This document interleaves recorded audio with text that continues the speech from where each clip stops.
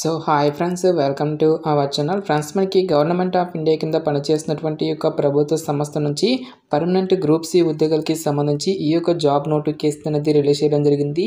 ఈ యొక్క పోస్టులకి ఓన్లీ మీరు 10th ఆర్ ఇంటర్ అనేది పాస్ అయితే సరిపోతుంది గైస్.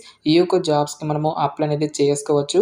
సో జాబ్లో చేరగానే మనకి 40,000 వరకు కూడా మంత్లీ శాలరీ అనేది రావడం జరుగుతుంది. ఎలాంటి ఎక్స్పీరియన్స్ అనేది కూడా ఉండాల్సినటువంటి అవసరం అయితే లేదు గైస్. ఈ విధంగా ఈ యొక్క నోటిఫికేషన్కి సంబంధించి కంప్లీట్ డీటెయిల్స్ అన్నిటిని కూడా ఈ యొక్క వీడియోలో డిస్కస్ అయితే చేద్దాం. సో ఎవరు కూడా స్కిప్ అయితే చేయదు గైస్. ఫస్ట్ టైం మన ఛానల్ విజిట్ చేస్తున్నట్టయితే కనుక సబ్స్క్రైబ్ అయితే చేసుకుని బెల్ ఐకాన్ కూడా యాక్టివేట్ చేసి పెట్టుకోండి. ఇంకా ఎవరైనా వీడియోని లైక్ చేయనట్టయితే కనుక డెఫినెట్గా వీడియోని లైక్ చేసేటువంటి ప్రయత్నం అయితే చేయండి guys. Okay, let's start the video. So job details కనుక చూసుకున్నట్లయితే కనుక ప్రజెంట్ మనకి ఈ యొక్క నోటిఫికేషన్కి సంబంధించి ఓన్లీ అడ్వర్టైజ్మెంట్ మాత్రమే మనకి రిలీజ్ చేయడం జరిగింది గైస్.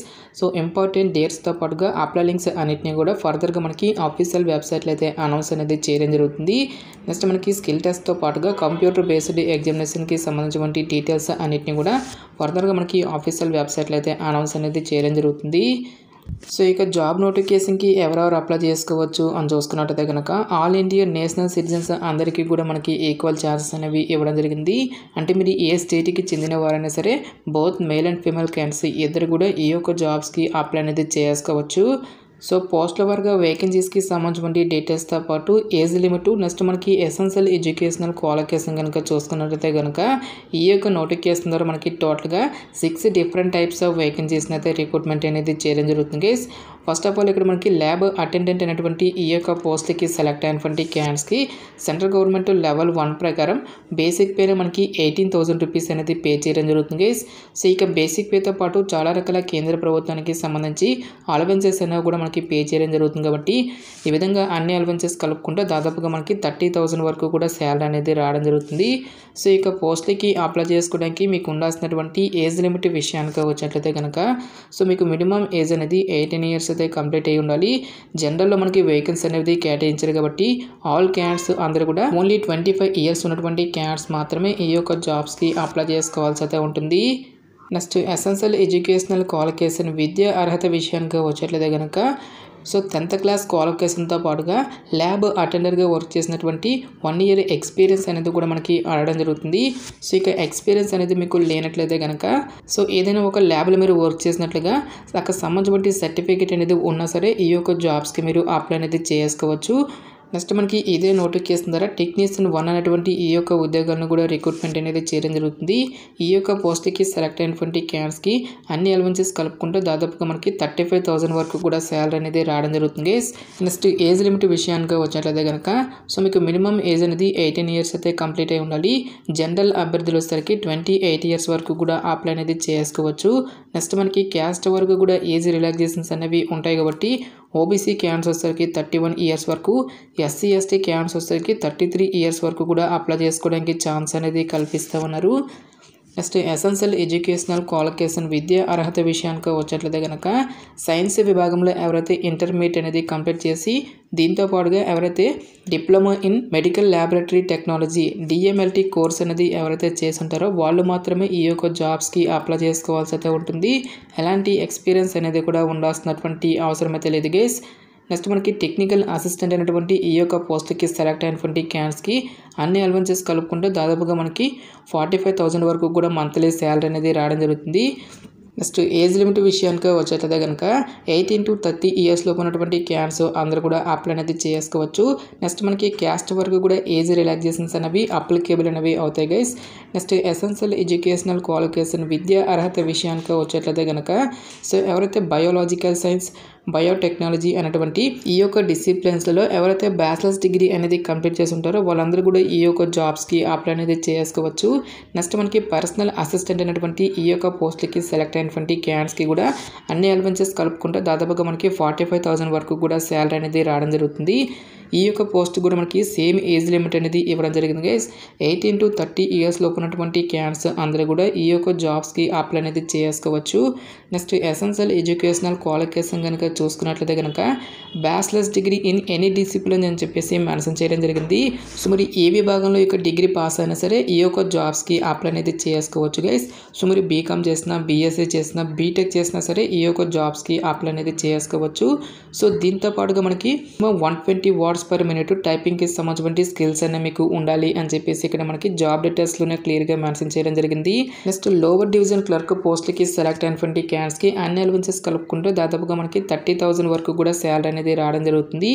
18 to 27 ఇయర్స్ లోపు ఉన్నటువంటి క్యాండిడేట్స్ అందరూ కూడా ఈ యొక్క జాబ్స్కి అప్లై అనేది చేసుకోవచ్చు.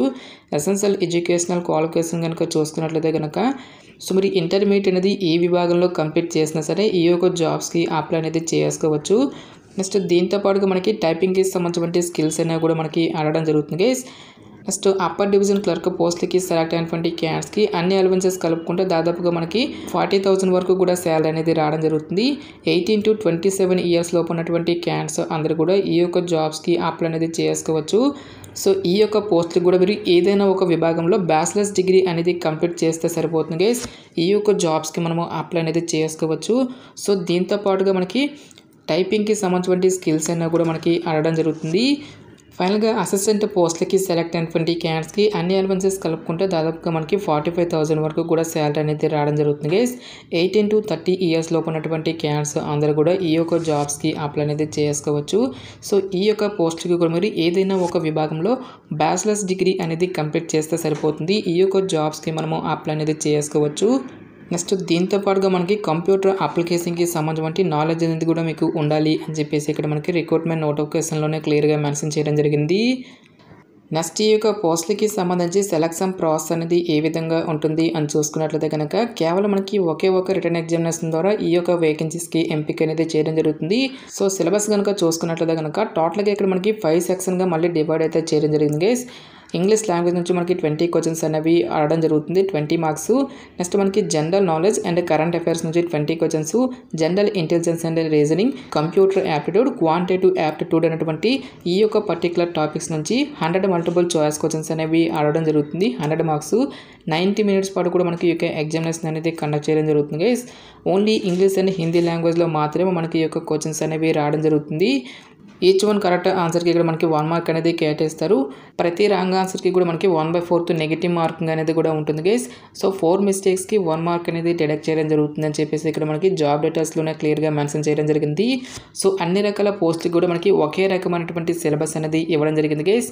సో ఎవరైతే ఇక రిటర్న్ ఎగ్జామినేషన్ని క్లియర్ చేసినటువంటి క్యాండిడేట్స్కి ఫర్దర్గా మనకి పోస్ట్ని బట్టి టైపింగ్కి సంబంధించిన స్కిల్ టెస్ట్ కానీ లేదంటే కంప్యూటర్ ప్రొఫిషియన్సీ టెస్ట్ అనేది కండక్ట్ చేసేసి ఈ యొక్క వేకెన్సీస్కి ఎంపిక అనేది చేయడం జరుగుతుంది. సో ఇక స్కిల్ టెస్ట్ అనేది మనకి జస్ట్ క్వాలిఫైడ్ నేచర్లో మాత్రమే ఉంటుంది గైస్. ఫైనల్ మెరిట్ అనేది మాత్రం ఓన్లీ రిటర్న్ ఎగ్జామినేషన్లో వచ్చేటువంటి మార్క్స్ని బేస్ చేసుకొని అభ్యర్థులను అయితే షార్ట్ లిస్ట్ అయితే చేయడం జరుగుతుంది. నెక్స్ట్ ఇక్కడ మనకి ఏ టాపిక్స్ నుంచి మనకి క్వశ్చన్స్ అనేవి రావడం జరుగుతుందని చెప్పేసి ప్రతి ఒక్క టాపిక్కి సంబంధించి డీటెయిల్గా ఇక్కడ మనకి సిలబస్ అనేది ఇవ్వడం జరిగింది. సో ఇక్కడ ఇచ్చేటువంటి ఈ యొక్క పర్టికులర్ టాపిక్స్ని మనం ఫాలో అయినట్లయితే కనుక డెఫినెట్గా ఈ యొక్క జాబ్ అనేది మనం క్రాక్ అనేది చేయొచ్చు. నెక్స్ట్ ఎగ్జామినేషన్ సెంటర్స్కి సంబంధించిన డీటెయిల్స్ అన్నింటినీ కూడా ఫర్దర్గా మనకి ఆఫీషియల్ వెబ్సైట్లో అనౌన్స్ అనేది చేయడం జరుగుతుందని చెప్పేసి ఇక్కడ మనకి రిక్రూట్మెంట్ నోటిఫికేషన్లోనే క్లియర్గా మెన్షన్ చేయడం జరిగింది. నెక్స్ట్ ఈ యొక్క పోస్టులకి సంబంధించి అప్లికేషన్ ఫీజుకి సంబంధించిన డీటెయిల్స్ కనుక చూసుకున్నట్టయితే కనుక జనరల్ ఓబీసీ ఈడబ్ల్యూఎస్ క్యాండిడేట్స్ వచ్చేసరికి 2,000 రూపీస్. ఆల్ ఉమెన్ క్యాండిడేట్స్ ఎవరైతే ఉంటారో ఈ యొక్క క్యాండిడేట్స్ వచ్చేసరికి ఓన్లీ 1,600 రూపీస్ అనేది మీరు ఆన్లైన్లో పే చేయాల్సి అయితే ఉంటుంది. సో ఇది ఫ్రెండ్స్ ఇవాళ వీడియో. రేపు మరొక మంచి జాబ్ అప్డేట్తో మళ్ళీ మీ ముందుకు రావడం జరుగుతుంది. Thanks for watching. Have a nice day.